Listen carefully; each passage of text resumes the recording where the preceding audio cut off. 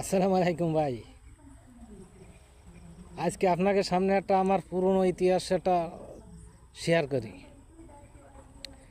আমাদের এলাকায় ভাই আমরা পাদের পাল্লা ভাই, যে খিরা কতটুকুন পাদ দিতে পারে, কার পাদে গন্ধ হয়, কার পাদে টক হয়, কার পাদ মিষ্টি আছে, এইভাবে ভাই আমাদের এলাকায় আমরা পাদের প্রতিযোগিতায়। তা এখন ভাই আমি গেছি, আমি কিন্তু 2-3 দিন পায়খানা করিনি, না করে কিছু তেঁতুল খাইছি ভাই।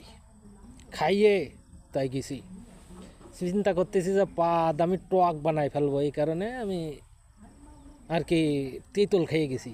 মানে জিতার দরকার ভাই, এই কারণে যাক হইল। এবার গেছি কারোর পাত ফুসফুসে পাদে,